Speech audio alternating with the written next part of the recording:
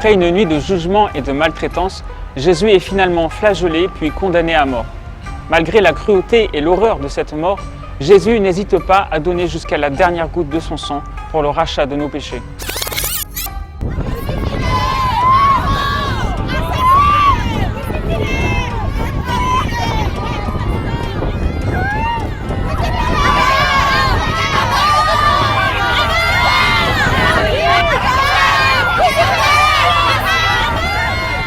Lors de ce jour particulier où nous perdons tous nos repères, nos yeux sont fixés sur la mort de Jésus. Pendant ce chemin de croix, il est bon de se demander pourquoi, à travers la foule, certains personnages ressortent, comme Véronique par exemple, comme Simon de Cyrène, ou encore comme Dismas, le fameux bon larron dont on ne connaît pas le prénom dans la Bible.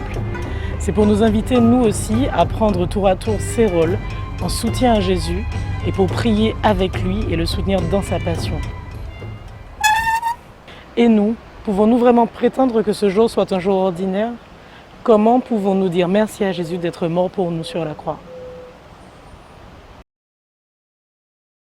La célébration du Vendredi Saint se veut simple et toute centrée sur la croix. Elle reflète les sentiments du deuil de l'Église tout entière. La liturgie devrait avoir lieu normalement à 15 heures, heure où Jésus est mort, mais pour des raisons pratiques, elle est souvent déplacée. Nous avons d'abord la liturgie de la parole, avec la Passion, suivie de la grande prière universelle.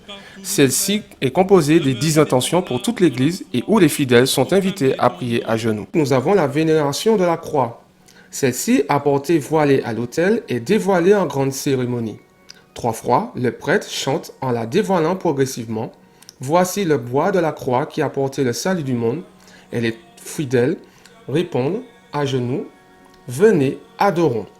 Puis ils s'avancent en procession pour adorer la croix et baiser les pieds du Christ. Arrive le moment de la communion. Après avoir mis sur l'autel une nappe et le corporal, le prêtre va chercher le Saint-Sacrement au reposoir, avec les hosties consacrées la veille pour la communion de cet office. Aussitôt la communion terminée, l'autel est à nouveau dépouillé. Et en ce jour, nous faisons le chemin de croix pour s'unir spirituellement et honorer les souffrances que Jésus a supportées à cause de nous. Le chemin de croix peut être vécu à l'intérieur des églises ou à l'extérieur, sur des calvaires existants, voire des parcours organisés. Renseignez-vous donc sur les chemins de croix de vos paroisses. Ne manquons pas d'y participer et si possible avec toute la famille. Bon Vendredi Saint à tous.